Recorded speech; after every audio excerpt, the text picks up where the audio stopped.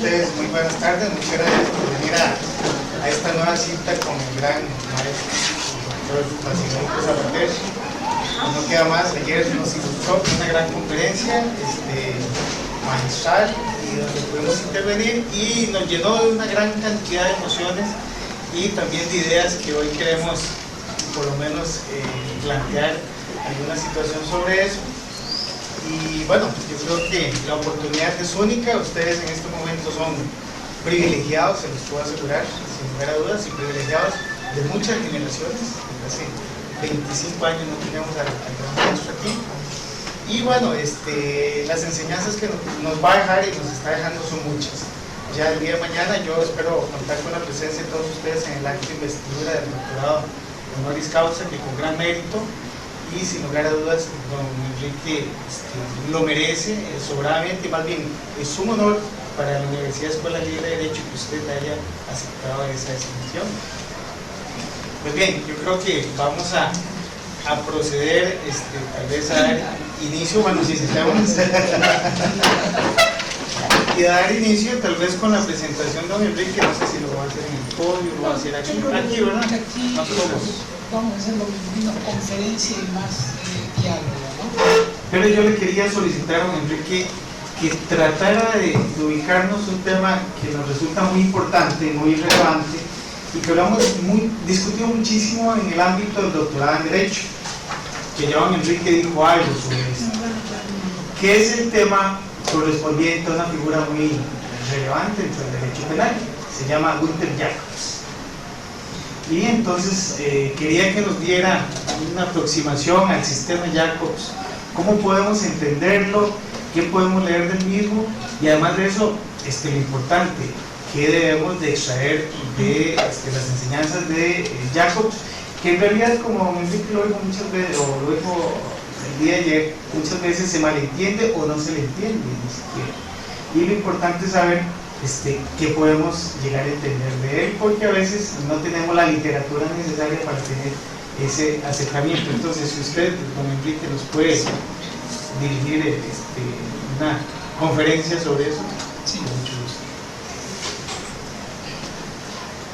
No, más que una conferencia, yo diría un coloquio, es decir, que si necesitamos, si en algún momento digo algo que no se ha entendido y ofrezco naturalmente a que se interrumpa y intentamos decirlo con mayor claridad. El tema tiene dificultades, que podríamos llamar dificultades contextuales,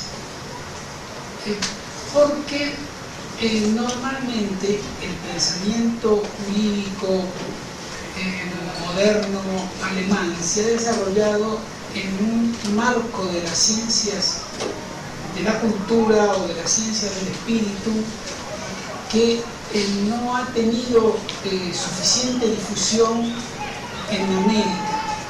Fundamentalmente, es decir, nuestra sociología es una sociología que no receptó, me parece a mí, por lo menos en castellano es muy poco lo que hay, de la teoría de los sistemas autopoéticos de los que hablábamos ayer también. Es decir, todas estas cuestiones que forman el contexto de la evolución actual del pensamiento jurídico penal no han tenido, no son fáciles de acceder en castellano. Eso es una primera parte. Y tampoco son fáciles de reemplazar. Yo les decía ayer que nunca hay una teoría del delito o del derecho penal o de la pena en Alemania que sea una cuestión puramente penal. Es siempre la condensación de un pensamiento mucho más amplio, generalmente, muchas veces, de la filosofía, la sociología, la teoría del Estado, la teoría de la sociedad.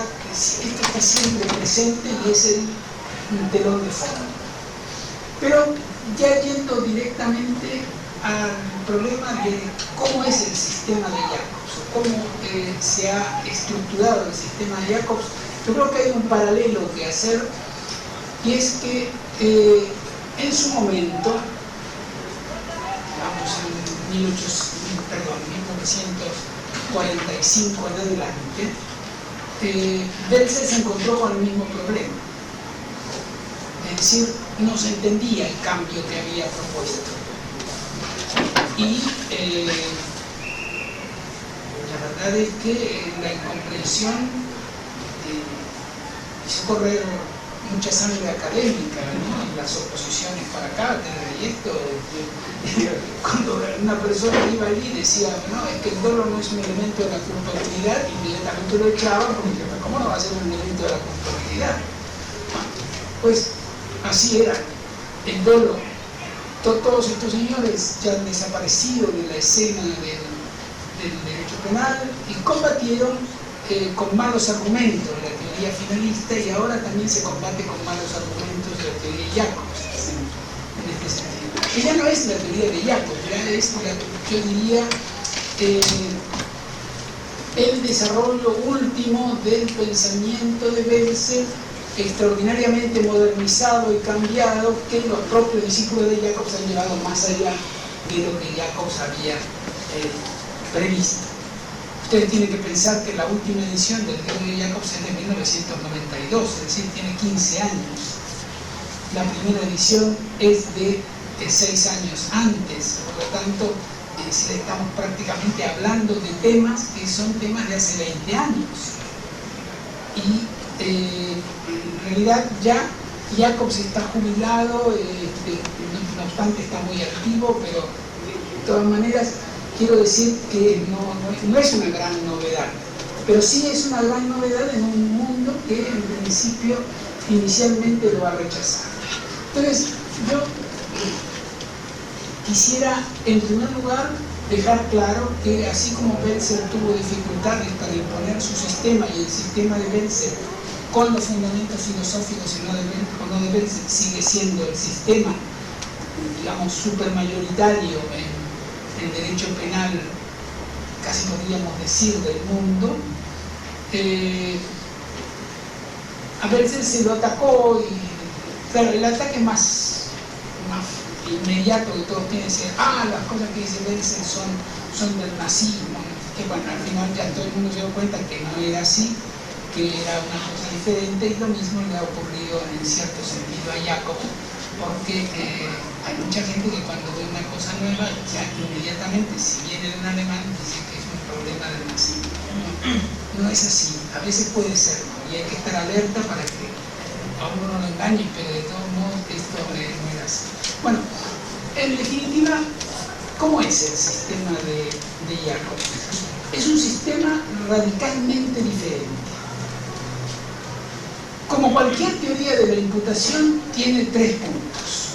Uno que es el problema de la conducta, que lo vamos a ver más detalladamente, otro que es el de la infracción de la norma, y el tercero que es el de la culpabilidad, que se puede decir también de la responsabilidad. Todos los sistemas que se conocían hasta ahora, todos los sistemas modernos, es decir, desde von List en adelante, por lo tanto 1881 hasta la actualidad, se habían elaborado sobre la base de una distinción básica. Acción por un lado y omisión por otro lado. Es decir, el sistema se basaba en la distinción entre acción y omisión, entre objetivo y subjetivo. Estas eran las combinaciones posibles. Acción con un determinado elemento subjetivo, omisión con un determinado elemento subjetivo. Es decir, el elemento subjetivo aquí se refiere a lo que podríamos llamar el dolo o la culpa. Estas eran las cuestiones básicas. Los libros, ¿cómo comenzaban? La teoría de la acción.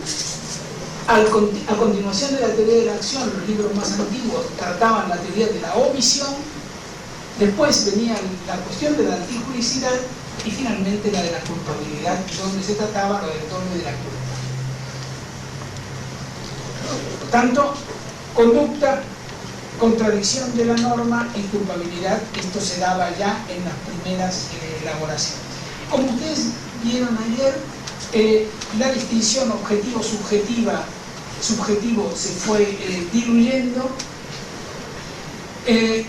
La idea de que los elementos subjetivos pertenecían a la culpabilidad también fue contradicha, y finalmente llegamos al momento en que la teoría finalista entra en crisis. Luego de producir una gran renovación, entra en crisis. La crisis proviene de la que hemos llamado ayer la crisis del ontologicismo, es decir, de una en particular relación que establecía el fundamento de la teoría finalista entre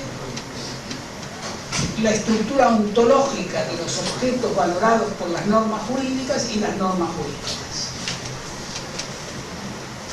Esta era la situación, y entonces la primera aportación radicalmente nueva de Jacobs es decir, el mundo jurídico se basa en la libertad. De tal manera que, en principio, todos somos libres de hacer lo que nos parezca. Tenemos algunas imposiciones, que son las imposiciones que surgen de las instituciones. Las instituciones nos obligan a algunos comportamientos. Y entonces, la base de la teoría del delito, de la estructura del delito, ya no tiene que ser acción y omisión, sino que tiene que ser libertad e institución. De la libertad surge un primer deber, que es un deber negativo, que es: usted puede hacer todo lo que quiera mientras no lesione derechos de otro. Este es el nemine ledere, es decir, no lesionar a nadie, que constituye el primer deber que un ciudadano libre tiene en un Estado moderno. Es decir, usted puede hacer lo que quiera. Ahora, eso sí, cuando lesionen los derechos o los deberes de alguien, allí ya comienza su responsabilidad. Por eso utiliza una palabra que proviene del derecho de los contratos, que dice que este deber de no lesionar a otro es la contrapartida de la libertad. La libertad se basa precisamente en que puede hacer todo mientras no lesione a otro. Y entonces ahí tengo yo una primera estructura dentro de la cual analizar el primer conjunto de problemas. Y tengo entonces que cualquier vulneración del derecho de otro constituye un exceso de mi libertad, y por lo tanto la autoría de este comportamiento se basa precisamente en la forma en que yo he organizado mi vida, en la forma en que he organizado no tanto mi vida como mis exteriorizaciones hacia el mundo social. De tal manera que si yo hago algo que no tiene todas las cautelas necesarias para no lesionar a otro, estoy entonces infringiendo este primer deber negativo de no lesionar a otro. La autoría depende de que yo haya o no dominado la situación en la cual he actuado, y por tanto todos los delitos que tienen que ver con este ámbito son delitos de dominio, en los que el autor tiene que haber podido dominar el hecho. Esto significa que rigen unas reglas para la participación en estos delitos, que son las tradicionales de los delitos de dominio. El hecho principal debe ser doloso, la cooperación, complicidad debe ser dolosa, la inducción debe ser la determinación del dolo en el autor principal. Dentro de estos delitos, nosotros podemos perfectamente distinguir entre acciones y omisiones, pero la distinción es irrelevante. Por eso dice Jacobs, tanto da que el autor acelere como que no frene. Es exactamente lo mismo. Es decir, que acción y omisión tienen aquí una relación compensatoria. Es decir, cualquier omisión, o mejor dicho, cualquier acción puede ser expresada en forma de omisión. En esto ya rompe claramente con lo que en su famosa obra sobre la omisión decía Armin Kaufmann. Para Armin Kaufmann decía, las omisiones son siempre omisiones y las acciones son siempre acciones y no se pueden cambiar. Y Jacob dice, no, desde el punto de vista del lenguaje se pueden cambiar. Acciones y omisiones es más o menos lo mismo. Entonces aquí entra en consideración otra cuestión.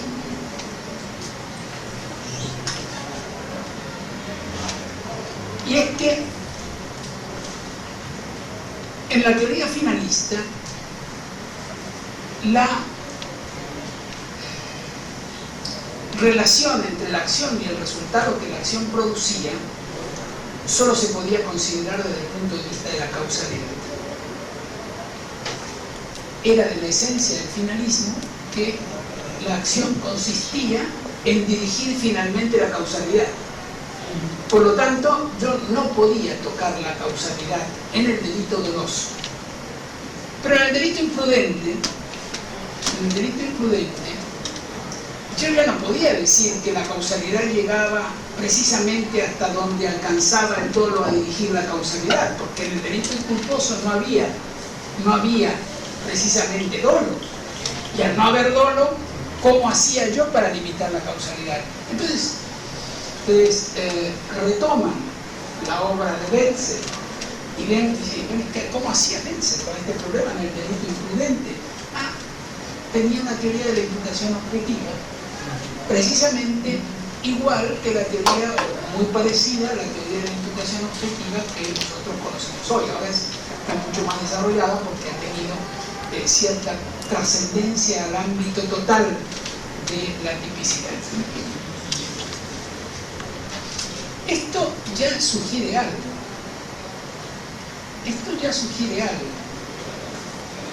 Toda la teoría tradicional había consistido en tomar como prototipo de la construcción dogmática cualquiera que ella fuera al delito doloso activo.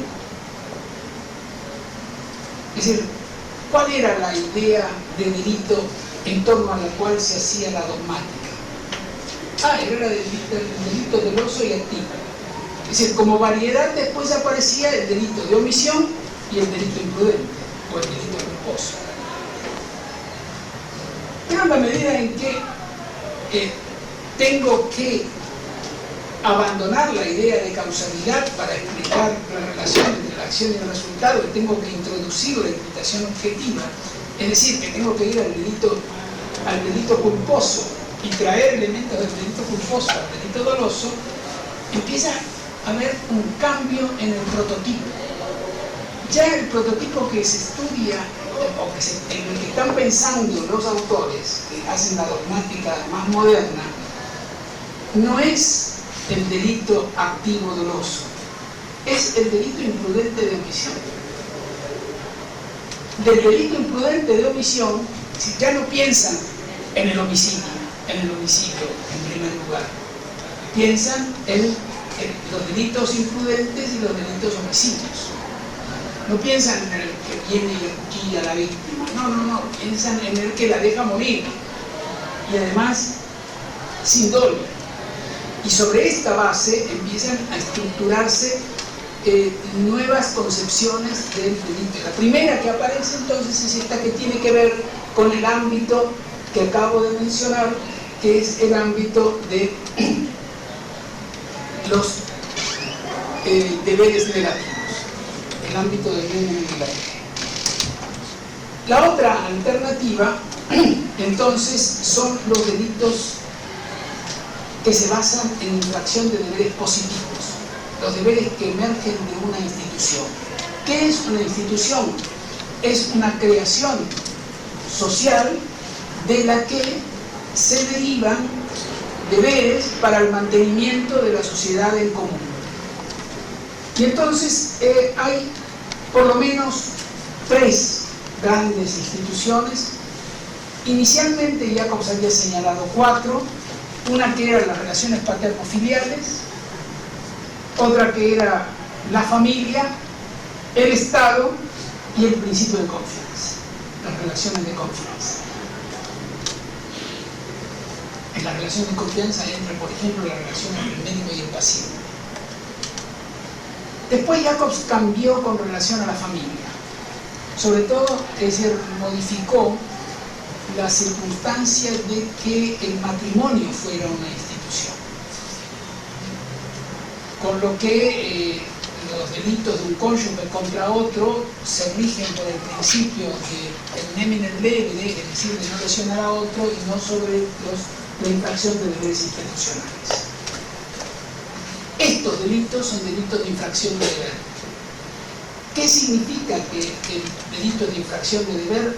Significa que cualquiera sea la posición en la que se encuentre el que está obligado por el deber, si lo infringe es autor. Es decir, que entonces, como yo les decía ayer, el que induce a una persona no cualificada, es decir, a una persona que no tiene ninguna relación de parentesco con el padre, a que mate a su propio padre, en realidad no es inductor, sino que es autor de un delito de infracción de deber. No es un inductor de un homicidio, es un inductor del delito, es decir, autor del delito de infracción de deber. Y por eso les decía que esto, que ya se había aceptado antes de las modificaciones de Jacob, cuando él hace todo lo que tiene que hacer para dar comienzo al delito al que induce, ya ha comenzado la ejecución, ya está en el ámbito de la tentativa, aunque la persona que tiene que ir a matar al padre no comience el hecho. Es decir, que no depende de que haya comenzado el homicidio al que él ha inducido y que es autor porque es el titular del deber, para que realmente haya comienzo de ejecución. Por lo tanto, cambian también una gran cantidad de cosas en esta segunda parte, que son, digamos, los delitos de infracción de deber. De tal manera que, sí.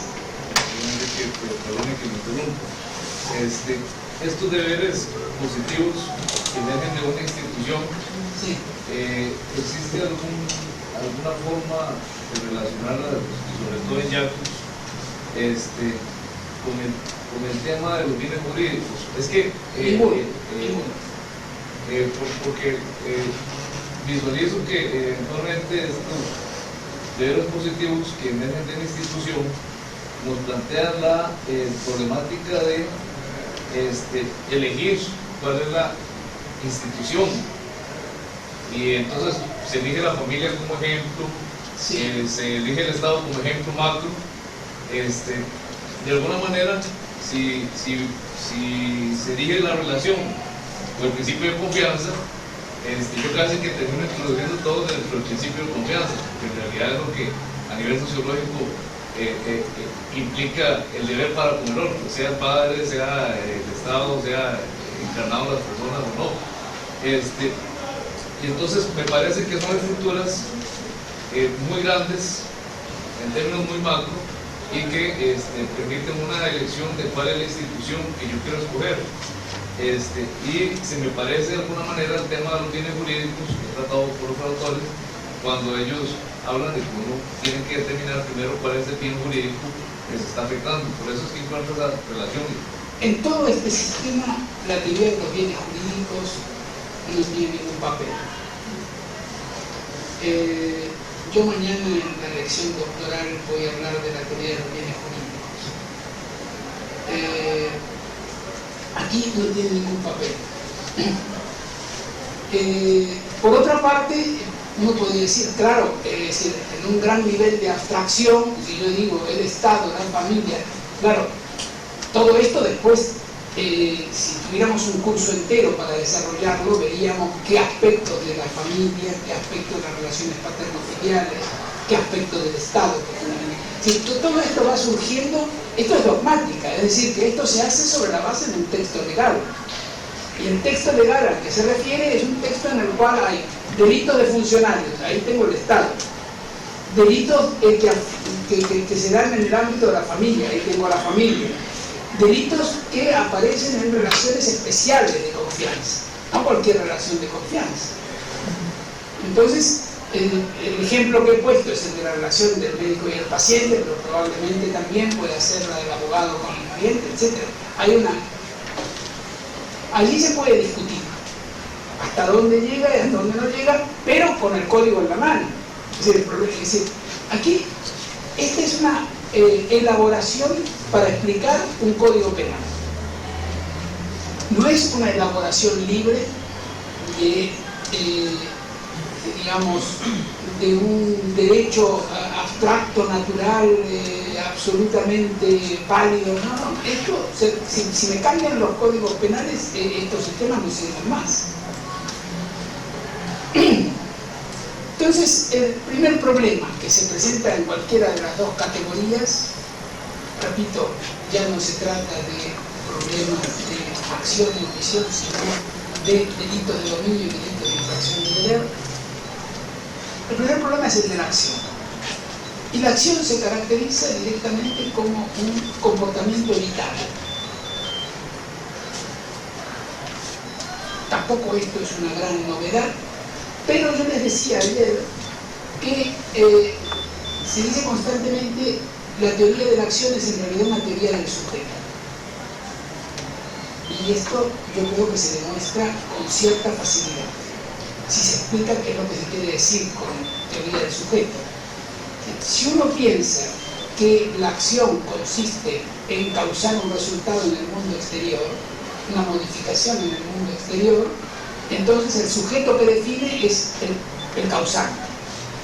Si uno piensa que por el contrario la acción consiste en la dirección final de la causalidad a un determinado fin, entonces el sujeto que en esos momentos está mencionando es otro sujeto, el sujeto que actúa con determinada finalidad. Si uno cree que la acción se debe entender en el sentido de la teoría social de la acción, pues también ahí hay implícito un concepto de sujeto.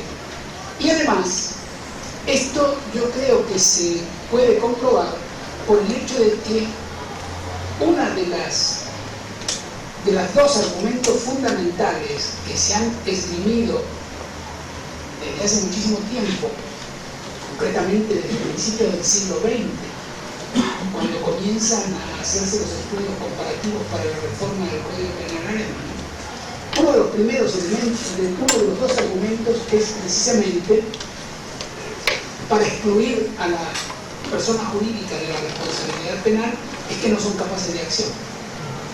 Eso demuestra que la definición de la acción es una definición del sujeto. Si yo digo que las personas jurídicas pueden ser penalmente responsables, eso significa que la acción ya no es la acción que estaba utilizando antes. Por lo tanto, demuestra la conexión conceptual que existe entre una y otra cuestión. Cuando se introduce la teoría de la imputación objetiva como un elemento que es común al delito doloso y al delito imprudente,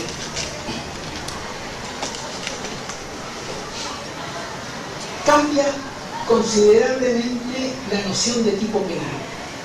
Esto es algo que trabajó mucho más, lo ha trabajado Diáconos también, pero mucho más Frisch que Diáconos, probablemente. Por lo menos le dedicó muchísimas más páginas escritas, una monografía de 700 páginas sobre el problema de la acción típica. ¿Por qué cambia la teoría del tipo penal? Porque ya la definición del tipo penal no es el causar una modificación en el mundo exterior, ni el haber dirigido la causalidad hacia la producción de un resultado prohibido, sino que la imputación objetiva exige que el comportamiento sea, en primer lugar, jurídicamente desaprobado. Por lo tanto, el comportamiento jurídicamente desaprobado, es decir, aquel que significa un peligro no permitido, ya está dando un determinado contenido a la acción típica. Y lo que hablamos ayer de las acciones neutrales, es decir, de las acciones que están en principio dentro del ámbito del peligro permitido, pero que en un determinado momento pueden pasar al peligro no permitido, solo se puede plantear en la medida en que la teoría de la tipicidad solamente describe como conductas típicas o considera como conductas típicas aquellas que implican un peligro jurídicamente desaprobado. Lo otro que nos queda, que es la verdadera limitación de la causalidad, es lo que se refiere a la concreción del peligro, perdón, a la concreción del peligro en el resultado. Eso es lo que nos queda de la limitación de la teoría de la limitación objetiva.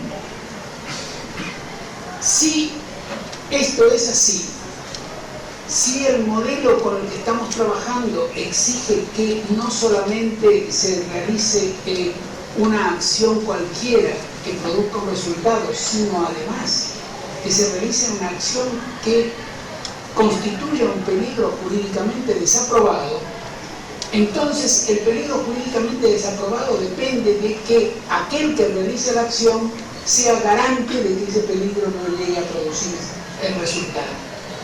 Y esa es la razón por la que del delito de omisión se extrae la posición de garante y pasa a ser una posición propia de todos los delitos activos y omisivos. ¿De dónde salió esto de la posición de garante en el delito activo? Tenía sus antecedentes, y yo se los he recordado ayer y me permito repetirlo ahora otra vez. Y es el problema de la prohibición de regreso. Es decir, aquel ejemplo por el cual el que vendía el arma a una persona que después que vendía el arma en forma legal, en una armería autorizada, a una persona que llega con un permiso para portar armas.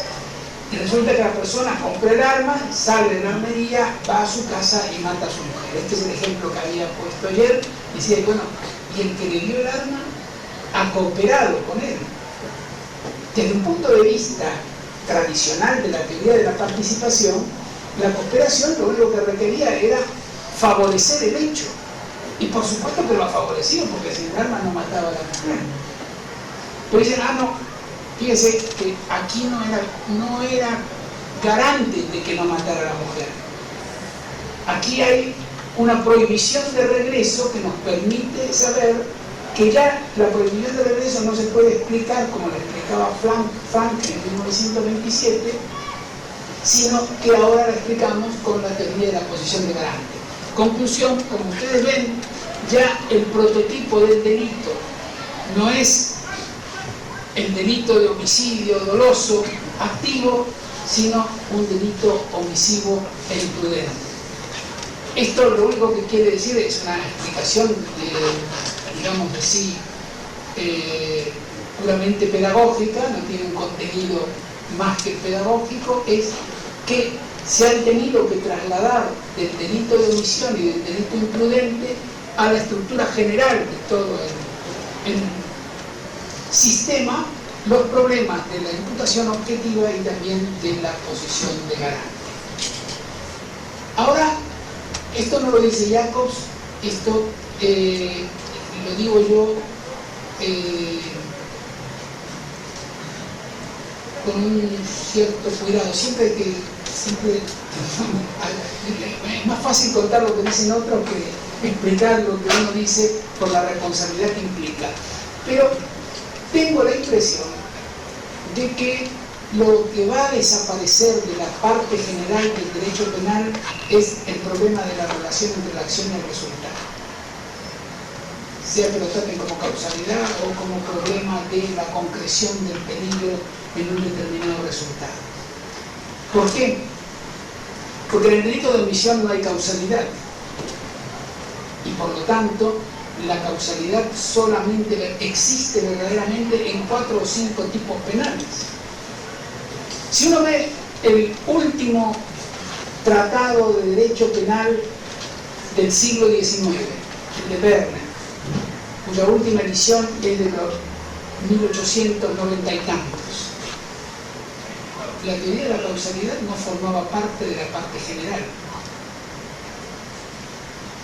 La teoría de la causalidad se veía en el homicidio, en las lesiones, en el aborto y en el daño material. Fuera de eso, es decir, ¿qué ¿qué causalidad puede haber en la falsificación de un documento? ¿Qué causalidad puede haber en un delito de calumnias? Acuérdense ustedes de aquel ejemplo el cual se reía Belsen cuando decía que von List tenía que explicar la causalidad en todos los delitos, y decía que también la había en la calumnia, y que la causalidad, que tenía que ser una causalidad material.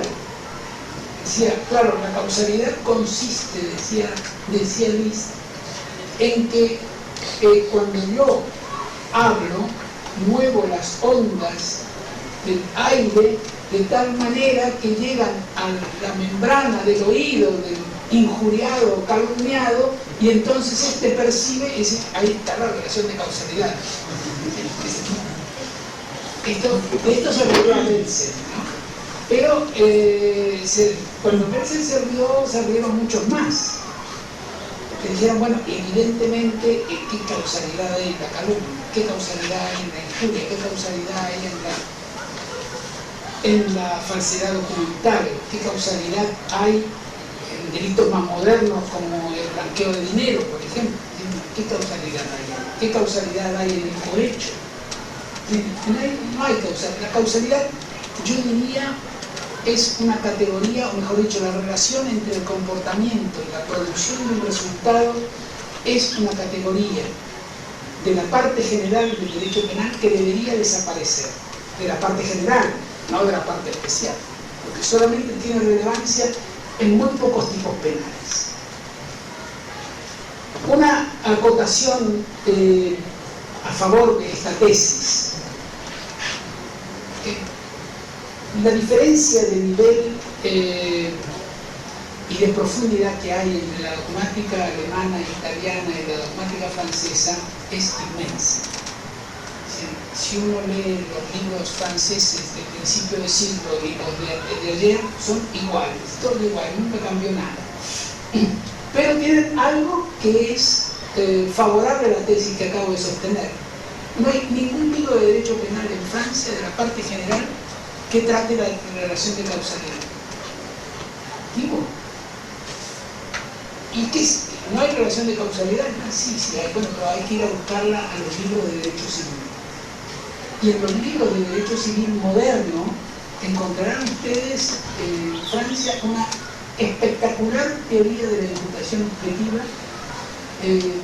asistemáticamente desarrollada, pero llena de ideas para sistematizarlas con los puntos de vista metodológicos alemanes. Bueno, entonces, una vez que tenemos esto, ¿qué pasa con la culpabilidad? ¿Qué pasa con la culpabilidad? Y en el ámbito de la culpabilidad hay una nueva definición de su contenido. Antes de escribir el tratado, Jacobs había escrito un trabajo que se llamaba Culpabilidad y Prevención, donde sostenía que era imposible llevar a la práctica la idea de que la culpabilidad,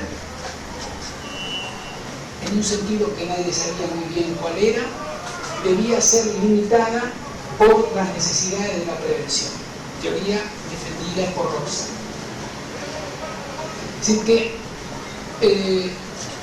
la prevención operaba como una limitación de la gravedad de la culpabilidad, o no una limitación de la gravedad de la culpabilidad, sino de la consecuencia jurídica de la culpabilidad. Decía, esto no puede ser. Toda la culpabilidad debe estar totalmente determinada por fines preventivos.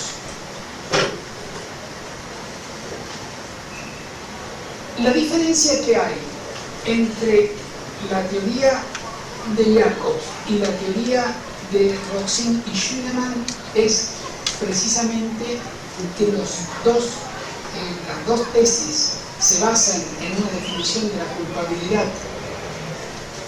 que depende de fines preventivos, pero que en el caso de Roxin se orienta a la prevención especial, en el caso de Jacobs a la prevención general positiva. Y entonces se llega a una definición por la cual se dice que Dogmáticamente, la culpabilidad es la suma de los elementos que es necesario constatar para establecer la motivación jurídicamente defectuosa del autor y su responsabilidad por ella.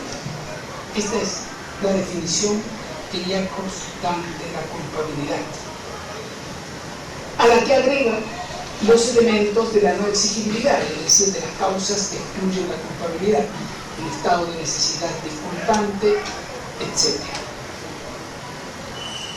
Si esto lo queremos decir pedagógicamente, diremos que un sujeto es culpable, entonces, desde el punto de vista de Jacobs, cuando la ratificación de la validez de la norma lo requiera.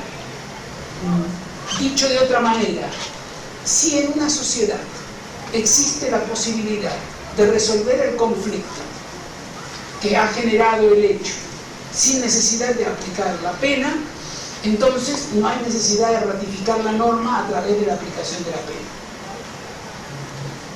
Eso requiere que la sociedad tenga una determinada vía de solución del conflicto. Por ejemplo, en el caso que ha preocupado de tantos tiempos, el caso de las psicopatías. En el caso de las psicopatías, como ustedes saben, siempre se ha discutido si el psicópata es responsable o no es responsable. Dicho de otra manera, si es culpable o no es culpable. Si la sociedad tiene un mecanismo para resolver el problema, entonces será culpable, no será culpable. Si no lo tiene, será culpable. Dicho de otra manera, si caben soluciones no penales, entonces yo puedo distanciar al autor y tratar el conflicto de una manera distinta que la manera penal. Y esto tiene que ver con la culpabilidad. Esta es la culpabilidad.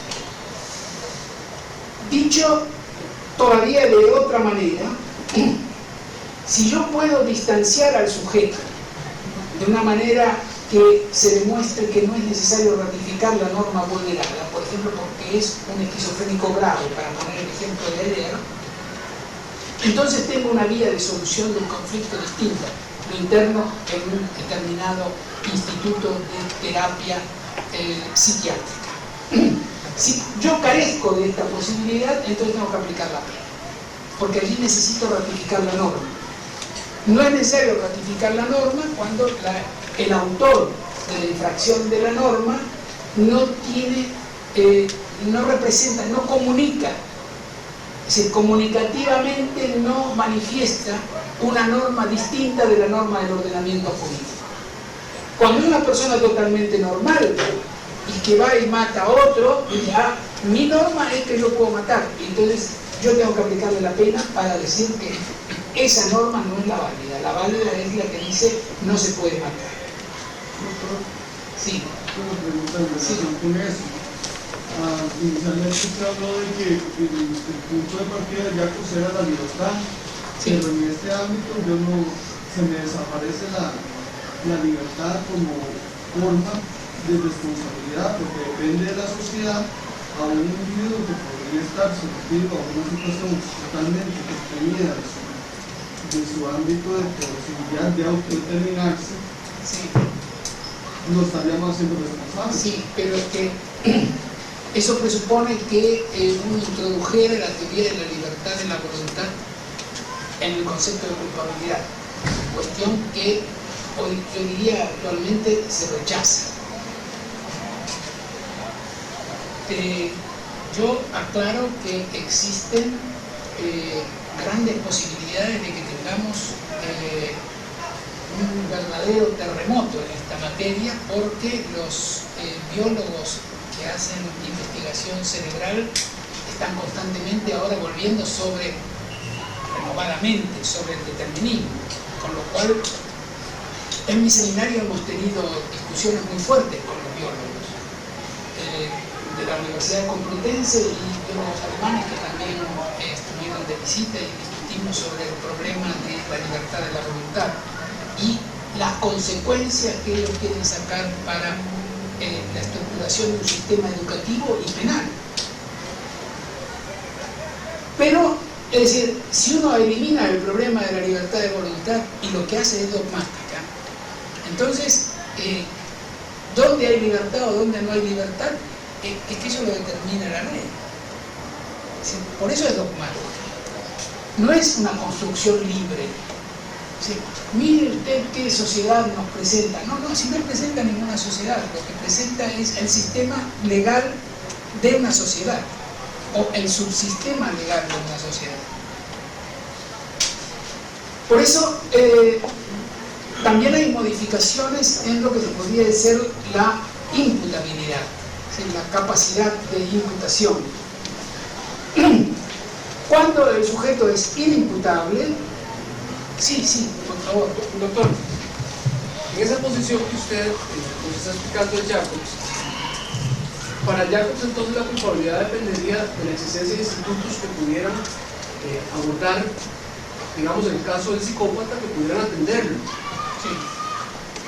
Quiero decir que queda abierta la posibilidad a que el día que se compruebe que el delito se puede tratar como una enfermedad, por ejemplo, entonces desaparezca el derecho penal, lo cual le daría la razón a Dorado Montero, que lo que proponía era eso.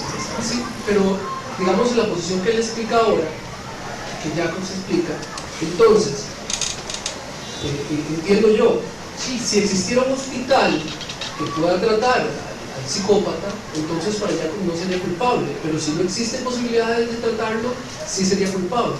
Claro, porque la culpabilidad no es un reproche para Jacobs. La culpabilidad es la necesidad de ratificar la norma.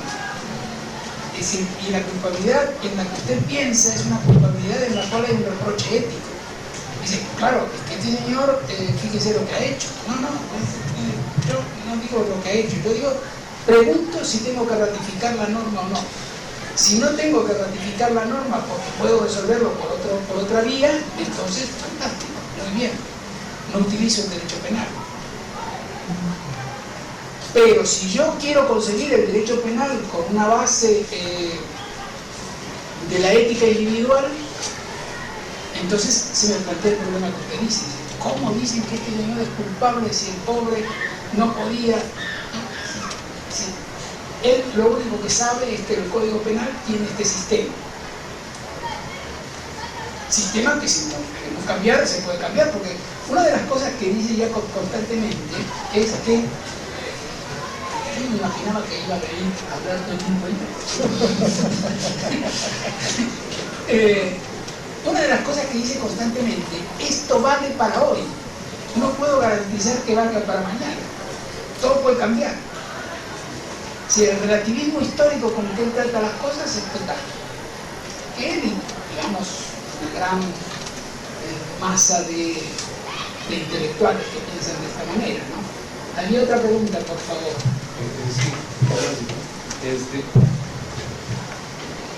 Siendo que el sistema normativo se basa bajo esta concepción autopoética de ratificación de la norma o de la expectativa que está siendo vulnerada, siento que se presupone que realmente la sanción como el mecanismo del sistema para equilibrarse o para estabilizarse porque su norma ha sido vulnerada, se presupone que realmente esa sanción está ratificando la norma y tranquilizando el sistema, por decirlo así. Entonces, tranquilizando las expectativas. Sí, mi pregunta es si existe en Jacobs algún fundamento empírico para poder sostener que el sistema social realmente se estabiliza que el sistema normativo se estabiliza o se ratifica. Ninguno. No existe. No. Es decir, en todo esto hay, claro, si tengo tiempo todavía de hablar de la teoría de la pena, lo vemos. Sí, pero en todo esto lo que hay es este tipo de pensamiento es consecuencia del fracaso del intento de legitimación del derecho penal en bases empíricas. Entonces, como no tengo bases empíricas comprobables, y esto todo el mundo lo reconoce, Es decir, los más clásicos como Strattenberg o los menos clásicos como Koehler, todo el mundo lo reconoce. Es decir, no es un problema, un invento de Jacobs. Es decir, también las cosas que dice Hasselmann sobre la cuestión de la prevención es decir, Hasselmann dice que la prevención es solo una utopía que nos ayuda a trabajar en la reforma del derecho penal a largo plazo. Y Hasselmann es presentado generalmente como la versión, digamos, progresista del derecho penal, mientras que Jacobs todo lo contrario. Y sin embargo, también Hasselmann defiende la teoría de la prevención penal positiva. Así que, es decir, uno dice, Luhmann. Claro, Luhmann es la teoría de la comunicación, es un desarrollo de la sociología sobre la base de la teoría de la comunicación. Y Habermas, a quien normalmente se lo reconoce como progresista, mientras que a Luhmann se lo considera conservador. Y yo creo que ninguno de los dos aceptarían fuera de Alemania que querían esto de ellos, pero el pobre Luhmann ya ha muerto, pero la teoría de la comunicación es la teoría de la acción comunicativa de Habermas. Es matiz más, matiz menos, con teoría de los sistemas o sin teoría de los sistemas, pero la teoría de la comunicación de Habermas es una teoría que permitiría sostener todo esto de la misma manera que el sistema, la teoría de los sistemas de Luhmann. No habría ningún inconveniente. Inclusive yo escribí sobre esto en un trabajo que se llama El derecho penal y su racionalidad, donde la frase final, creo recordar, es la teoría de la comunicación ya domina el derecho penal con la teoría de los sistemas o sin la teoría de los sistemas.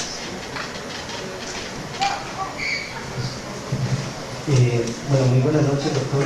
Buenas noches. La pregunta que yo voy a hacer, básicamente la voy a hacer no como abogado, sino que me gustaría hacerla como un ciudadano, pensando desde el punto de vista de la funcionalidad del derecho, en el control de la criminalidad.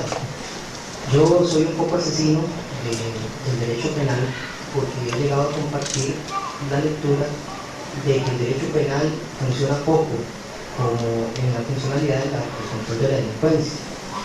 Y si nos pasamos al tema de la pena y las teorías de la pena, tampoco comparto todos la resocialización, la reinserción del delincuente y ese vestido con que se trata siempre de pintar a la pena como la función que cumple dentro de la sociedad. La pregunta mía concreta es si entonces Jacobs, Roxin, Zaffaroni, Basilamico han pensado en alguna posibilidad de sustituir, por ejemplo, el derecho como un ente que controla la criminalidad en la sociedad por otro sistema que sea capaz de eliminar, por ejemplo, alternativamente un mecanismo que funcione para el control de la delincuencia, sin caer, por ejemplo, en los excesivos atropellos de la naranja mecánica o caer, por ejemplo, en los criterios que establece Zaffaroni en las penas perdidas, que dice que si eso fuera posible, entonces, antes de que se diera la Segunda Guerra Mundial, todos los países, por ejemplo, se hubieran puesto de acuerdo, pensar de una forma tan utópica como esa. Pero no sé si existe algún camino entonces que ya que hablan de él, haya planteado en este momento, digamos, que pueda brindar alguna solución en cuanto a ese tema. Ninguna. Jacobs no hace política criminal, no propone ningún programa, hace dogmática. Toma el Código Penal y explica a los jueces cómo lo tienen que aplicar. Esto es todo. Es decir, eso es la dogmática. Política criminal es otra cosa, es decir, inventar un sistema mejor que el que hay ahora. Esto, Jacobs, yo creo que él no tiene ninguna vocación en este sentido. No propone. Hay que mantener una distinción clara. Es cierto que la distinción entre lo social, lo político y lo jurídico propia del positivismo no tiene vigencia actualmente. Pero una cosa es la política criminal y otra cosa es la dogmática. Todo esto que yo estoy diciendo es la explicación de un código penal. Si usted me cambia el código penal, tengo que hacer otra dogmática. Quizás que a mí siempre se dijo, es decir, Binding decía, por ejemplo, cuando en 1871 se pone en vigor el Código Penal alemán, dice Binding, inmediatamente correctamente escribe unos años después, en 1885, cuando publica su manual, Handbook, dice, como tenemos un nuevo código penal, ahora comienza una nueva época del pensamiento penal. Pues el código no cambió y cambiaron los sistemas de explicación del código durante un siglo entero. Es decir, esto es dogmático. Las penas perdidas de Zaffaroni no tienen nada que ver con esto. Esto es dogmática, pura y dura, para decirlo con una expresión más o menos vulgar. Aquí lo que se quiere explicar es el Código Penal. Si el Código Penal lo cambian, entonces ya veremos si tenemos que cambiar alguna de estas cosas. Pero al principio lo que se hace con esto que estoy diciendo es dogmático. Y eso yo creo que es una cosa que la idea de la unidad sistemática, esa que propuso Boxin en el sistema del derecho penal y política criminal, tuvo unos efectos muy negativos porque hicieron retroceder el valor de la legalidad, que para mí es el valor más importante que hay en un Estado de Derecho, y que es la verdadera tradición que viene de la Revolución Francesa, la tradición de la legalidad. Y esa tradición de la legalidad se creyó que con el sistema del derecho penal y política criminal significaba que el que aplicaba la ley tenía que hacer una valoración del resultado de la aplicación en el caso concreto, según criterios que podían coincidir con el legislador o no. Esto ha favorecido una práctica y en algunos casos una jurisprudencia que a mí me parece extremadamente reprochable. En 20 años de aplicar todos los días el Código Penal en el Tribunal Supremo de España, he llegado a la conclusión de que lo más importante es tener claro que las decisiones de política criminal son del legislador y que yo no legislo. Y no lo puedo corregir al legislador, porque no tengo legitimación democrática para corregir. Y esto me parece que es importantísimo. Esto que estamos explicando no tiene nada que ver con un sistema alternativo. Aquí no hay ninguna pena perdida, no. Esto es lo que hoy rige y cómo se lo debería aplicar. Y cómo se explica la aplicación que estamos proponiendo. Si hay un sistema de derecho penal mucho más riguroso para el control de la criminalidad, yo no lo conozco. Yo lo único que conozco es cómo se aplica la ley. Lo demás, no lo sé. Y Jacobs tampoco lo propone. Por eso yo insistía mucho ayer con la parte más... no puede estar totalmente de acuerdo con todo esto y después decir, pero no me gusta la tesis del derecho penal del enemigo. No propone nada del derecho penal, no propone nada. El derecho penal del enemigo es dogmática. Dice, eso ya está en el derecho penal. Discutamos su legitimación. Esto es la ley. No sé si... me disculpa la emoción de la respuesta. Correcto, no hay problema. Sí me satisface, aunque no la comparto, pero me parece una muy buena respuesta. ¿Y por qué no la comparte? Dígame. Porque yo he llegado a pensar que una de las funciones esenciales del Estado a través del ejercicio de la jurisdicción, más que todo, por ejemplo, en la parte penal, debiera de tener política criminal, porque un código copiado de otros sistemas a veces se encuentra desfasado con la realidad jurídica de un determinado país, y a tal grado que... Póngame un ejemplo. Por ejemplo, el rapto con fines de matrimonio, que es una figura típica que existe aquí en Costa Rica. Eso ya, por ejemplo, fue heredado de otros códigos y de otras épocas y que actualmente se encuentran en un total desuso y que siguen afloreciendo a como existe carencia de los tipos penales que regulen nuevo tipo de delincuencia, y que al nosotros copiar otros sistemas carecemos de un derecho penal que no sea capaz de brindar una solución concreta a las necesidades de nuestro país, por ejemplo, o que sea lo más adecuado, al menos en la función de la política criminal. Yo digo, la verdad que esto es una cosa que escucho muchísimo en América Latina y tengo mi duda de que sea así. Y esto se basa en la experiencia de haber vivido, enseñado y aplicado 3 derechos penales distintos. Yo he vivido en 3 países distintos, largo tiempo en los 3, he visto, he enseñado en la universidad los 3 derechos y nunca he tenido el menor problema en ese sentido. Es decir, que el problema del rapto con fines de matrimonio, ¿habría que derogarlo? ¿Habría que derogarlo, piensa usted?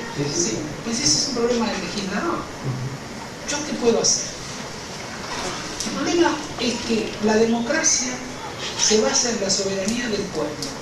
Y la soberanía del pueblo se expresa en la elección de sus representantes.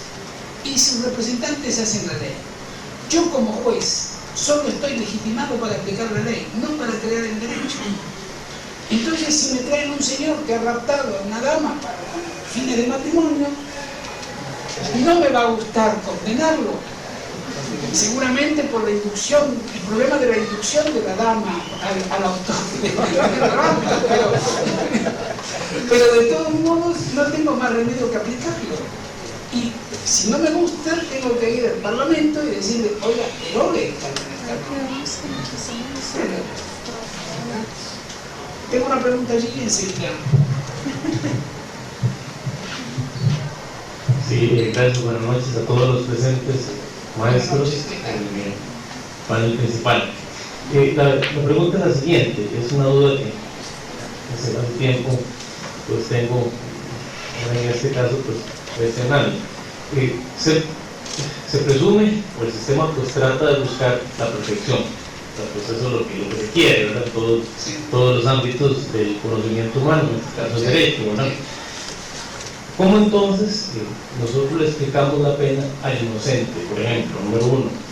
¿Y cómo le explicamos la pena, en este caso, voy a decir una barbaridad, porque aquí de hablar de prisión preventiva no es hablar de pena, por ejemplo, en muchos sistemas? Decimos que son medidas cautelares mientras el acusado, pegámoslo por ahí, pero no es pena. Pero al final de cuentas, si es condenado, entonces se le descuenta la prisión preventiva, entonces era pena al final de cuentas, ¿verdad? Entonces, ¿cómo le explicamos nosotros la prisión preventiva a aquella persona inocente? No, váyase para la casa tranquilo, pero tenga cuidado porque ahí está el sistema encima. Tal vez como aquel George Orwell de 1984, que ahí está, ¿verdad? Encima. Entonces, básicamente esa es la duda, maestra. Muchas gracias. Sí, la pregunta es importante.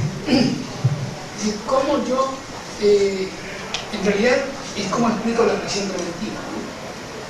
¿Cómo es posible que una persona que está disfrutando de la presunción de inocencia lo prive de libertad de la misma manera que si ya estuviera condenado? Esta es la cuestión. Las constituciones traen una excepción a la presunción de inocencia, autorizando expresamente la prisión provisional. Seguramente la Constitución de Costa Rica también. ¿Es así? La española, la alemana, la argentina, la francesa, todas traen esto es, digamos, una de las normas más antiguas de los derechos procesales. Nosotros en España tenemos un sistema por el cual sí se justifica la prisión preventiva, que en un altísimo número de casos probablemente no se justifique de acuerdo con el propio sistema, es decir, que no sea necesario para evitar la fuga y que tampoco sea necesario para evitar la destrucción de pruebas. Si se justifica la prisión preventiva en el momento ex ante, es decir, cuando yo tengo la primera noticia criminis, se puede aplicar la prisión preventiva y es legítima, de acuerdo con la Constitución. El único problema es que si yo después sobreseo o absuelvo, tengo que pagar. El sistema en España exige que yo le indemnice todos los daños que le causó la prisión preventiva. Y de esa manera reequilibro la situación. nunca se reequilibra totalmente, porque las consecuencias de la prisión preventiva son consecuencias que ya Carranza, que en materia de precios y condena probablemente ha sido un pionero en América en descubriendo este problema. Es decir, pocas veces habrá que agradecerle a alguien tanto como a Elías Carranza por haber dedicado el tiempo que dedicó a los presos sin condena. Y en este sentido, yo creo que esta institución de la prisión preventiva, que es una institución característica del derecho penal del enemigo, debería ser utilizada con muchísimo más cuidado del que se lo utiliza. Y en todo caso siempre indemnizar. En el sistema vigente en España, la prisión preventiva, si no conduce a una condena, se indemniza. Sí, por lo que sea. Si no lo puedo condenar, le tengo que indemnizar el daño que se le ha causado. ¿Quieren ustedes que siga con lo que queda de la cuestión? ¿Sí? Bueno. Queda muy poquito. ¿Sí? Hay una parte en el ámbito de la capacidad de imputación o de la imputabilidad o de la capacidad de culpabilidad, según se le llame. Hay una parte en la que Jacobs no puede ser absolutamente coherente con la idea de normativizar todo. Y es el problema de cómo justificar la aplicación de medidas de seguridad al que no es culpable. Y entonces dice, aquí yo no puedo operar con un criterio totalmente normativo. Aquí tengo que operar con un criterio cognitivo. Cognitivo significa de la experiencia. Normativo significa que lo pienso y lo establezco. Cognitivo es de la experiencia. Y esto es lo que va a permitirle explicar también, porque las mismas razones son las de carácter cognitivo, la exigencia de ciertas necesidades cognitivas de una teoría puramente normativa. Cuando Jacobs tiene que explicar por qué la ratificación de la norma necesita de la aplicación de la pena en el sentido del mal que se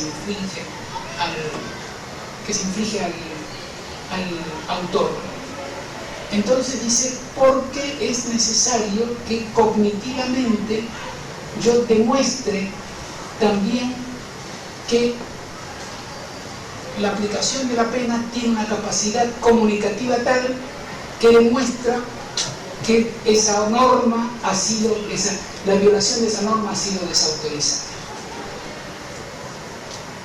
Y en el caso de las medidas de seguridad, sobre todo las reacciones que se tienen con relación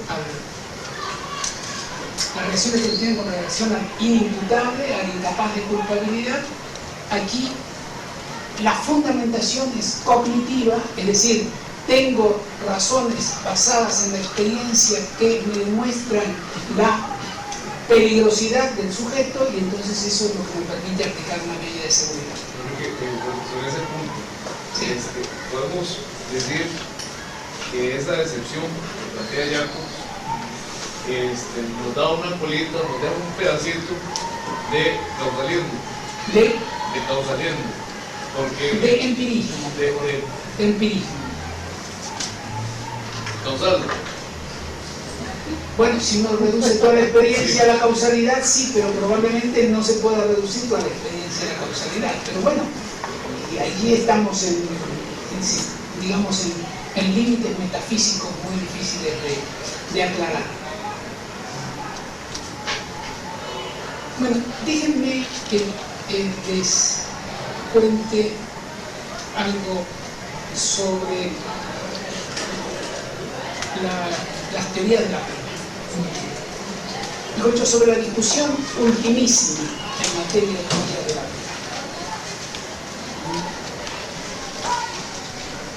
Yo creo que la situación actual, la discusión actual referente a las teorías de la pena, es decir, a la legitimación de la pena, están vinculadas a las experiencias que se han vivido en la aplicación del derecho penal entre los años 50 y 80, 90. No he tenido tiempo ahora de desarrollarlo, pero mi idea es que en realidad la teoría de la pena forma parte de una de las grandes, de los 3, eventualmente 4 soportes fundamentales de la teoría del Estado. Es decir, uno de los soportes fundamentales de la teoría del Estado es la teoría de la pena. Sé que la opinión que acabo de exponer no es ortodoxa, pero es la idea sobre la cual estoy trabajando. Todo el problema comienza cuando en el año 75 entran en vigor 2 reformas penales que tuvieron una importante pretensión de modificar la práctica del derecho penal hasta ese momento. Son el Código Penal alemán y el Código Penal austríaco. En ese momento, la idea sustancial es la idea de la resocialización. La resocialización, si se quiere, fue la gran idea político-criminal del Estado social.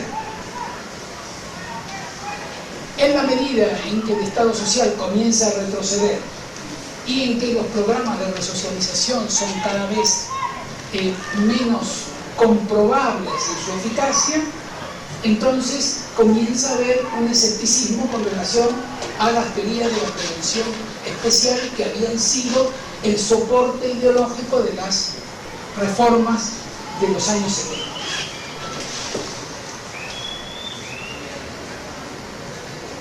En los años 70 y un poco antes también, el proyecto alternativo alemán de 1966 ya hablaba de la necesidad de tratar al delincuente habitual dentro de los parámetros de la idea de la resocialización, lo cual implicaba la creación de institutos de terapia social en los cuales intensivamente se podía ingresar a un condenado con el objeto de someterlo a unos planes de reeducación pedagógicos, educativos, etcétera, muy intensos.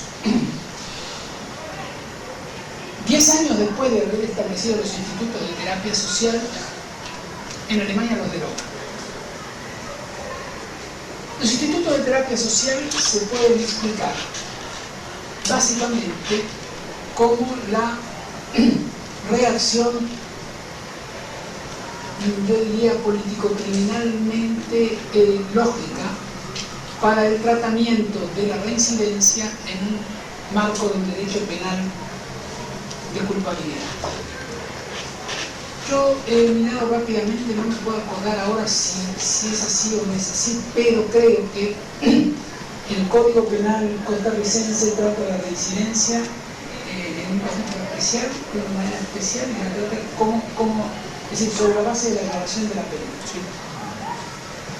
Esto es absolutamente incomprensible para un derecho penal de culpabilidad. Es el mismo problema del Código Penal español, y es el mismo problema del Código Penal argentino, y es el mismo problema de casi todos los códigos penales latinoamericanos, porque evidentemente en América Latina y en España no se ha entendido qué es el derecho penal de culpabilidad. El derecho penal de culpabilidad dice que la gravedad de la pena que se puede aplicar no debe superar la gravedad de la culpabilidad. Por lo tanto, el reincidente que ya cumplió sus penas no puede ser castigado con otra pena más o una pena agravada por los hechos que ya cometió, que ya cumplió las penas. ¿Cómo? La Corte Interamericana lo dijo en un caso específico. La Corte Interamericana lo dijo en un caso específico en que el caso contra Guatemala, Fermín González se pronunció en ese sentido, que no se pueden tomar en cuenta los antecedentes para efectos de determinar una consecuencia política. Si la formulación es así, no coincide con, digamos, el invento sustancial que el derecho penal de culpabilidad creó para compensar esta situación. ¿Sí? ¿Qué se hace con delincuentes extraordinariamente graves, es decir, de tendencia peligrosa extraordinariamente grave? Y hay que tomar alguna medida en ese sentido, no hay que tomar alguna medida. Es decir, al menos desde 1882 se está hablando de que hay delincuentes ocasionales, delincuentes habituales, y que los delincuentes habituales son, es decir, no se les puede decir que son culpables de su habitualidad. Como no pueden ser culpables de su habitualidad, la habitualidad no se puede tratar en el derecho penal de culpabilidad a través de la pena. Por lo tanto, aparece la medida de seguridad. La medida de seguridad que es para un habitual que no es un inimputable, es plenamente responsable. Pero la pena que no se le puede aplicar más allá del límite de la culpabilidad. Y entonces, toda la política criminal de los años 60, estoy hablando ahora de política criminal porque es cuando se elaboraba el sistema para reformar el Código Penal, afirmaba dos cosas. Una, el derecho penal de culpabilidad. La pena no puede ser más grave que la gravedad de la culpabilidad. Y otra afirmaba el principio de la resocialización, que trasladaba a medidas de seguridad que eran de internamiento en instituciones similares a una cárcel, pero con un sistema intenso reeducativo. Esto se venía planteando en Alemania, estaba no solamente en Alemania, acaba de declarar, lo hemos comentado ayer, me parece, la Corte Argentina, la inconstitucionalidad del artículo 52 del Código Penal que establecía la reclusión por tiempo indeterminado en determinados casos. El fallo dice que esa norma es inconstitucional, pero no estoy seguro de que la Corte mantuviera ese criterio frente a una norma que no tuviera los rasgos que tenía el artículo 52, pero que tuviera las mismas finalidades y además las mismas consecuencias prácticas. Entonces, la opinión más avanzada, venía diciendo desde 1909, cuidado que tiene que haber una custodia de seguridad. Se le fue cambiando el nombre, el máximo líder del derecho penal socialdemócrata de la República de Weimar, que fue a Ragnar cuando hace su código en 1922, mantiene la custodia de seguridad. El proyecto alternativo, que en Alemania es visto como un proyecto notablemente progresista, no eliminó la custodia de seguridad, porque dijo, no tenemos la seguridad precisamente de que se pueda prescindir de una medida de esta naturaleza. Y como les conté ayer, el Tribunal Constitucional alemán dijo que la custodia de seguridad, que en Alemania puede llegar hasta 10 años después de cumplir la pena, y que en situaciones muy excepcionales se puede inclusive prolongar, es constitucional. Sí. Sobre ese punto, aquí hay algunos análisis parecidos, sobre todo cuanto al tema de la prisión preventiva. Hay un criterio ahí que está todo procesal sobre el peligro de reiteración delictiva. Y que era una de las formas por las cuales se puede tener prisión preventiva a la persona, porque hay peligro de reiteración delictiva. Yo creo que así ese es el texto. Si es así, a mí me parece claramente inconstitucional. En uno de los comentarios que hace a este código, un autor nacional, Javier Llobet, él específicamente dice lo siguiente, que el peligro de reiteración delictiva descansa sobre bases poco firmes, así lo dice, al no mediar ninguna prueba de carácter psicológico. Esto me motiva a mí para hacer la siguiente pregunta. Para justificar una medida de seguridad, dado que no podemos prever lo que vaya a hacer la persona, no tenemos esa posibilidad de ver el futuro,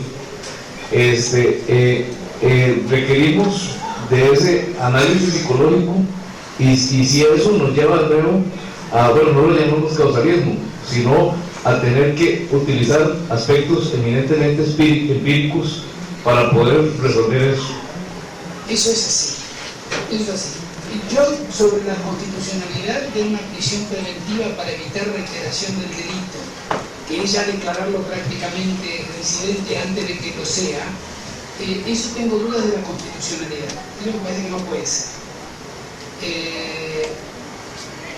Pero si se toma una medida de esa naturaleza, que se debería tomar como consecuencia de la condena, ¿no? En el momento de la prisión provisional, entonces vale la pena ver la sentencia del Tribunal Constitucional Alemán, que como les dije ayer, lo presidió Hassener, porque allí tienen un análisis muy profundo y detallado de la cantidad de estudios empíricos que hay que hacer sobre la persona para poder aplicarle la medida.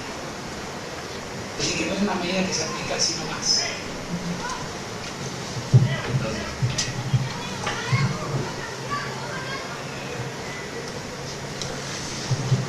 Buenas noches, quería escuchar su comentario también en este marco de las medidas de seguridad, en términos de que finalmente con estas personas con discapacidad mental, si bien la pena no puede ser superior a la gravedad, termina convirtiéndose los hospitales de salud mental en lugares donde vivir, cuando los hospitales no son lugares para esos fines.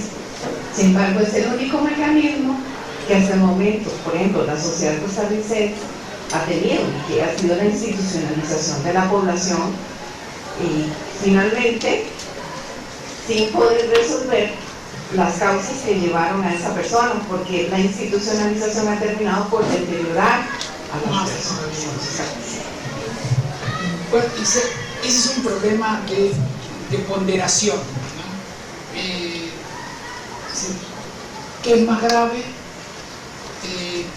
Dejar una persona libre, por ejemplo, con fuertes tendencias a abusos sexuales con niños, o institucionalizarlo. Esto es, ahí hay que tomar, ponderar valores y bienes y decir, bueno, si tiene casos como hemos visto, digo que los he visto con mis ojos, ¿no? Es decir, en que el propio autor dice que él no tiene ninguna posibilidad de inhibirse frente, y que el primer niño que le pongan no podrá inhibirse. Entonces uno dice, bueno, aquí tengo que resolver, o el niño o lo institucionalizo. Esta es la cuestión. Y yo creo que lo lógico en esos casos es institucionalizarlo por ahora, ¿no? En las condiciones de mayor respeto de la dignidad humana posible. Yo creo, no sé, en estos momentos no puedo hacer un juicio sobre el estado actual de la discusión sobre la desinstitucionalización. Me refiero a Franco Basaglia y todo esto, que en los años 60 y 70 era, digamos, la gran novedad, sobre todo en la literatura especializada italiana. No puedo en estos momentos hacer un juicio, digamos, sobre cuál es el estado actual científico del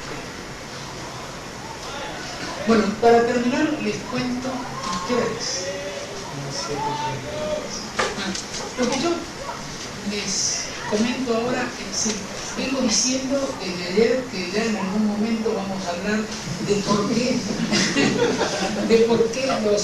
los discípulos de Jacobs no siguen la teoría de la prevención general positiva.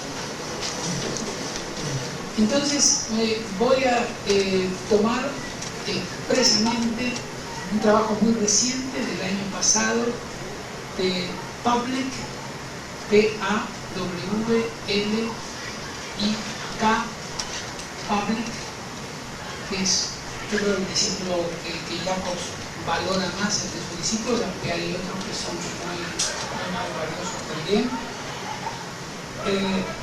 Este es un trabajo que está publicado por Public, como dije, el año pasado, en el libro de homenaje a Rudolf, y donde rebate con los argumentos que les voy a comentar ahora toda posibilidad de fundamentación preventiva de la pena.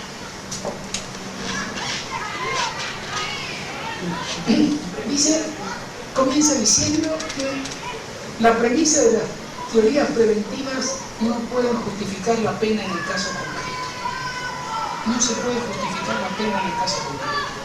Primer supuesto, la teoría de la prevención general negativa, es decir, la teoría de la prevención general en el sentido de la intimidación de la generalidad. Es decir, yo a este señor le voy a aplicar una pena para que todos vean lo que les pasa a los que cometen delitos y entonces inhiban sus impulsos delictivos. Teoría de Feuerbach y teoría de muchos otros autores. Teoría de la prevención general negativa. Entonces dice Public con razón que la teoría de la prevención general negativa se basa en que todos tienen interés en que se sepa qué le pasa a los que cometen el delito. Y por lo tanto todos tienen interés en que no se cometan delitos. Lo que pasa es que la teoría del interés explica el interés de todos los demás, pero no el interés del que va a sufrir la pena. Porque el que va a sufrir la pena no puede tener el interés de sufrir la pena para que los demás no cometan delitos. Sería un caso excepcional, digamos Sócrates. Fuera de Sócrates no se conoce un caso semejante. Entonces dice que, dado que no puedo explicar la aplicación concreta de la pena por el interés del sujeto que la sufre, en realidad la pena deviene pura retribución. No se puede decir que en el caso concreto la pena sea preventiva, general, negativa.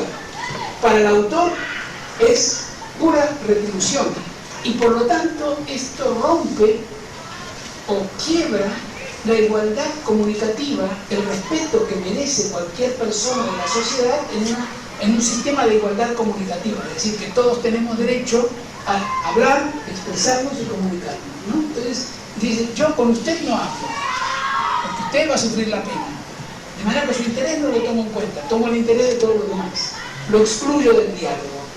Dicho de otra manera, esto es un discurso de exclusión. Exclusión basado en que la pena es pura retribución. La situación no es mejor con la prevención general positiva, dice. Y este es un argumento que a mí me parece muy fuerte. Sobre todo si la prevención general positiva se considera como prevención e integración. Es decir, la idea de que la prevención general positiva constituye, o mejor dicho, que la aplicación de una pena se lleva a cabo con el objeto de ratificar un determinado valor y también de integrar a toda la sociedad en el ejercicio del reconocimiento de esos valores. Esta es la teoría de la prevención-integración. Y dice lo siguiente, que a mí me parece, repito, muy interesante. Lo que ocurre es que hay una gran descoordinación entre el fundamento teórico de la pena en la prevención general positiva y las ideas que la sociedad tiene sobre la pena. O sea, normalmente, la sociedad es muchísimo más represiva y retributiva de lo que se necesitaría en el caso concreto. Y si esto es así, decir que se le aplica la pena a un determinado sujeto con el objeto de ratificar e integrar a la sociedad en el reconocimiento de ciertos valores, esto implica que lo estamos sometiendo a una coacción irracionalmente motivada de la sociedad. Y dice, un deber del autor del delito de tolerar la irracionalidad del medio social circundante es más parecido a la inmolación, más parecido a la venganza que a la pena. Y por lo tanto, este es otro discurso que también determina la exclusión de la comunicación y del diálogo del sujeto que tiene que sufrir la pena. Y en la prevención especial tampoco es mejor la situación. La prevención especial es la que dice la pena se aplica para que el delincuente no vuelva a delinquir. Entonces, dice, en un número importante de casos de autores ocasionales, esto ya lo reconocía uno de los padres de la prevención especial moderna, que es Van Ries, en un número muy importante de casos, que son los de los autores ocasionales, en realidad la pena no hace falta, porque normalmente no va a volver a delinquir. Si es un ocasional y desapareció la ocasión, probablemente no delinquirá, aunque el delito sea grave. No cualquiera que mata a otro va a matar otra vez. Normalmente el homicidio, salvo el homicidio de los delincuentes por convicción, terrorismo básicamente en la actualidad, no generan reincidencia. Por lo tanto, desde el punto de evitar que vuelva a cometer el delito, inclusive en un delito grave, la pena carece de sentido en el caso concreto. Más aún, si esto puede ocurrir en los delitos graves, en los delitos menos graves, en los delitos relativamente intrascendentes, esta es la gran crítica que siempre se hizo a la teoría de la prevención especial, en estos delitos lo que genera es precisamente unas penas exageradas en su duración, porque después de 3 robos o después de 4 hurtos ya se lo considera reincidente, y como reincidente sufre una pena que es muy importante. Y entonces sufre una pena muy importante por hechos que no tienen, pueden ser hechos muy incómodos en la sociedad. Es decir, que a mí me quiten las tarjetas de crédito y los documentos de identidad, aunque no me quiten más que eso y yo lo pierda, resulta que es muy incómodo, porque volver a hacer las tarjetas de crédito, los documentos de identidad, todo esto es una gran incomodidad. Pero es muchísimo menos grave que si me hubieran matado. Y entonces, en estos casos, la prevención especial lo que hace es desnivelar el sistema, porque hay que aplicarle una pena a quienes no van a volver a delinquir, y la pena que hay que aplicarle a los que delinquen en los niveles medios de gravedad es exageradamente alta, porque se incrementa como consecuencia de la reincidencia o del concurso real directamente. Y entonces dice, bueno, en verdad la prevención especial solo podría justificar los resultados a los que conduce si llegáramos a la conclusión de que en todos los delitos lo que hay es una reprochabilidad moral. Pero esto no es lo que pretende la prevención especial. No pretende decir que todos pertenecen a un determinado círculo donde imperan unas reglas morales, porque para decir eso me alcanza con la teoría de la retribución. Y entonces lo que se propone es abandonar, y yo creo que es lo más que de alguna manera vamos a tener que ir hacia eso, abandonar la legitimación de la pena en finalidades preventivas. Sí.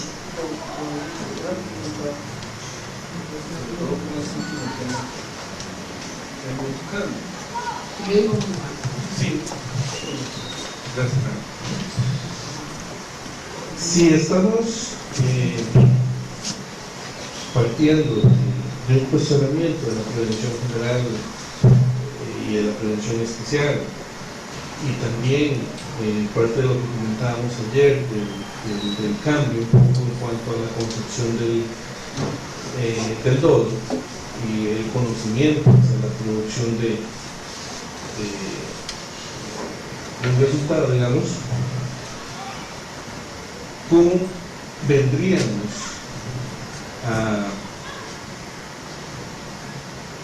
a complementar, digamos, o a implementar más bien la sanción en un delito, por ejemplo, de peligro abstracto, donde no vamos a tener una gravedad, al menos en una lesión o una puesta en peligro de un bien jurídico, que es un tema que nos reserva para el día de mañana? Pero entonces, ¿cómo venir ya a la aplicación de una pena, digamos, si venimos cuestionando absolutamente todo esto, en un delito de peligro abstracto, donde no vamos a tener una gravedad en cuanto a la lesión, sino simplemente una probabilidad de que esa conducta iba a generar un resultado probablemente lesivo? ¿Cómo venir entonces a establecer la pena? ¿Cómo delimitaríamos más bien esa pena para los delitos de peligro abstracto? Esa cuestión solo se plantea si yo materializo el concepto de bien jurídico. Si yo desmaterializo el concepto de bien jurídico, esa cuestión no se plantea. No, es decir, que eso forma parte, yo diría, de también una cierta concepción del derecho penal en la que se supone que el bien jurídico es una cosa como el micrófono, como el vaso, es decir, que son objetos tangibles. Y en realidad yo creo que no es así. Más aún, es decir, no es totalmente insostenible que el resultado no es el elemento de la ilícita. No es totalmente insostenible. Ni es insostenible la teoría de la tentativa idónea jurídica. Sí. Es mi última pregunta, creo que me ha usado. Decía Jeremías Bentham que las palabras del derecho, de la ley, se deben empezar como diamantes, y nunca trabaja en penal siempre lo tira, delinquir, y en este momento yo estoy pensando sus palabras como diamantes, entonces me quiero aprovechar. Podemos... es simple billutería esto. No creo. Podemos concluir, o pienso yo, o concluyo, que estos herederos de Jacobs, especialmente este que usted nos menciona, casi que llega a la conclusión, por ejemplo, de Emilio Durkheim, cuando decía que el delito era algo consustancial a la sociedad, algo insolucionable, que estaba ahí, que era parte del devenir social, y eventualmente podemos concluir que estos postulados renuncian a la misión que, bueno, uno puede siempre equivocarse en sus propósitos iniciales, a la misión que en algún momento se creyó que era la del derecho penal, y era la de prevenir el delito o acabar con el delito. Y podemos concluir que la propuesta es una posición meramente simbólica a efectos de restablecer o restituir o conservar las normas y las expectativas que se abstraen de las instituciones, única y exclusivamente. Sí, yo diría lo siguiente, en la línea de lo que usted apunta. Aquí de lo que se trata no es de dar una explicación sociológica del delito, ni tampoco de la capacidad de eficacia del derecho penal. Se trata de cómo se legitima la aplicación de una pena. El problema es legitimación. No se postula, ni yo creo que se haya postulado en toda la historia de la prevención especial, Bueno, hubo algunos sectores marxistas que creyeron que el delito se iba a eliminar cambiando la sociedad. Entonces, si uno pasa en estos momentos por las partes, digamos, de Berlín Oriental, se da cuenta que, como no sé, o Checoslovaquia, o no sé, cualquiera, se da cuenta que los cambios que tenían que eliminar el delito en realidad no lo han eliminado. Y entonces probablemente Durkheim tenía razón, que realmente el delito no es eliminable, en todo caso será controlable, y controlable relativamente. Es decir, que una capacidad preventiva del derecho penal no es postulada por ninguna de estas teorías. Capacidad preventiva empírica, ninguna de estas teorías. Tanto que hay un problema que hay que desconectarlo de las teorías de la pena. Y es el problema de decir, es que con esta teoría vamos a tener unas penas terriblemente rigurosas. No, con cualquier teoría se pueden tener penas rigurosas y con cualquier teoría se puede no tener penas rigurosas. No hay ninguna teoría de la pena, ninguna en la historia del derecho penal, estoy seguro de no equivocarme, que ninguna teoría ha dicho cuántos años de prisión debe tener la pena de tal delito. Existen algunos conocimientos empíricos que dicen que una pena de prisión no debería superar, la pena de prisión temporal no debería superar los 15 años.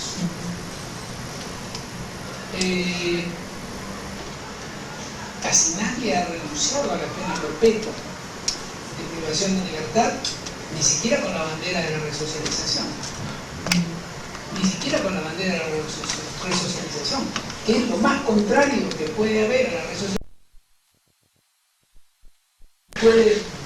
Ya permite la libertad condicional.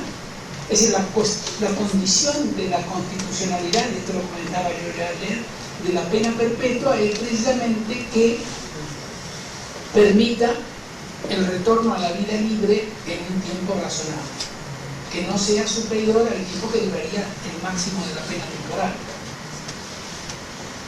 De manera que yo creo que aquí de lo que se trata es simplemente de la cuestión de la legitimación. No es un juicio empírico sobre algo. Y les decía que tengo aquí apuntada las palabras de Hasselmann sobre las teorías de la prevención. Y dice, las teorías preventivas no son más que la esperanza de una solución. Nos permiten la construcción de utopías concretas sobre el futuro del derecho penal, pero nada más. Entonces, si hay alguien que dedicó mucho esfuerzo a ver cómo se podía llegar a una conclusión distinta, probablemente sea el propio Adam, ¿no? Pero bueno.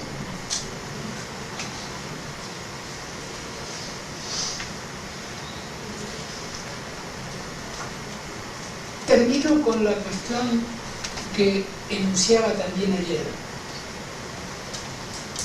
Sería falso creer que la teoría de la prevención general positiva exacerba la respuesta penal.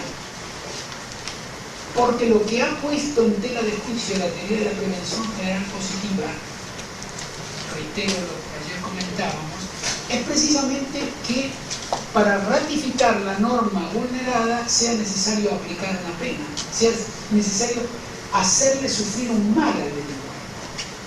Porque hay un grupo de autores que piensan, mira, si usted públicamente dice, no sé, este hecho que se ha cometido no es un hecho permitido, es un hecho reprobable, es contrario a la norma se ha ratificado. Su problema ahora es, ¿por qué usted lo va a poner en la cárcel al autor si ya ratificó la norma? Es decir, que la teoría de la prevención general positiva se encuentra con un problema que es el problema que en estos momentos yo diría candente de las teorías de la pena. ¿Cómo justificar que una pena implica que alguien tenga que sufrir un mal? ¿Por qué tiene que sufrir un mal? Entonces, hay quienes han, un autor, Hans Günther, por ejemplo, que ha sostenido, dice, bueno, cabría pensar en un derecho penal en el cual la pena quedara reducida a decía, no solamente sería simbólica en el sentido que comentábamos hace un momento, sino que en principio habría una gran cantidad de delitos en los que habría que conformarse simplemente con enunciar el reproche por el hecho, sin aplicar mal. Hay otros en los cuales cabría no aplicar el mal, pero decir con reserva de que si usted reincide, se lo aplico. Y en algunos delitos muy graves, entonces aplicar también el mal. Con lo cual, el derecho penal se vería considerablemente reducido. Si la capacidad represiva del derecho penal se vería considerablemente reducida.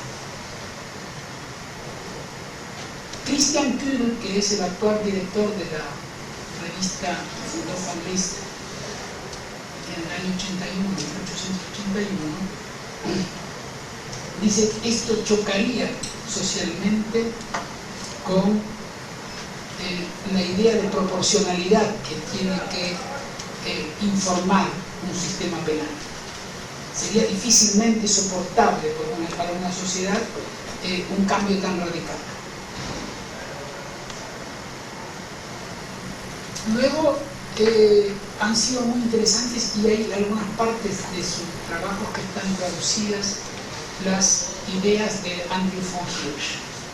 Von Hirsch es profesor en Cambridge, de origen alemán, actualmente está como profesor también visitante en Frankfurt, y él dice, en realidad hay dos problemas de la teoría de la pena. Uno que es cómo reprochar, cómo justificar el reproche que un hombre le hace a otro hombre. ¿Quién es usted para reprocharme nada?, podría decir el autor del delito. No, es decir, la justificación de este reproche está en la igualdad moral en la que nosotros nos encontramos. Esta igualdad moral es lo que nos permite que unos reprochen a otros. Problema que no es insignificante. Hasta ahora no era problemático esto, pero ahora es un problema importante. La segunda parte es cómo se justifica. Es decir, en esa primera parte no hay que tener en cuenta ningún elemento preventivo. Se hace el reproche por la gravedad del hecho. Aunque von Hirsch no diga en qué consiste la gravedad del hecho, pero es evidente que esto está muy cerca del contenido ético del hecho desde el punto de vista de la sociedad. Y la segunda parte es, bueno, ahora tengo que hacerle sufrir un mal. Ese mal que tiene que sufrir, dice von Hirsch, se justifica por razones preventivas. Es decir, eso es lo que permite intimidar a la generalidad con respecto a la comisión imposible de delitos. Este es el punto que siempre ha sido muy difícil de resolver desde la perspectiva del idealismo alemán, según la cual las personas son un fin en sí mismo y no pueden ser utilizadas como medio. Este es un punto sustancial que limita prácticamente cualquier posibilidad de utilizar la pena con sentido preventivo.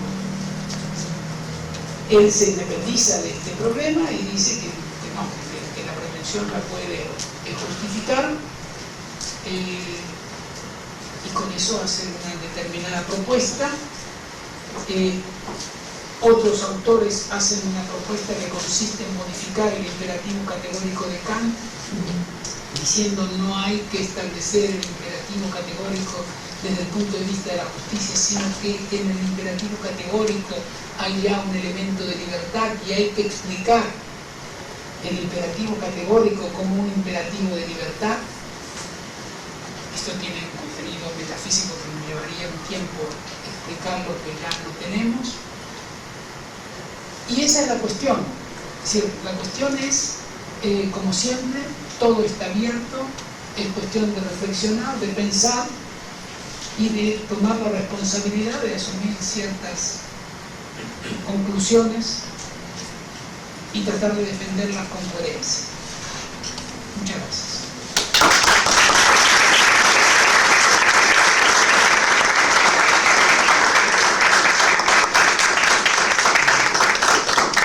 No queda más que agradecerle al doctor Bacigalupo. Ya hemos estado aquí 2 horas recibiendo grandes conocimientos y la posibilidad de haber interactuado.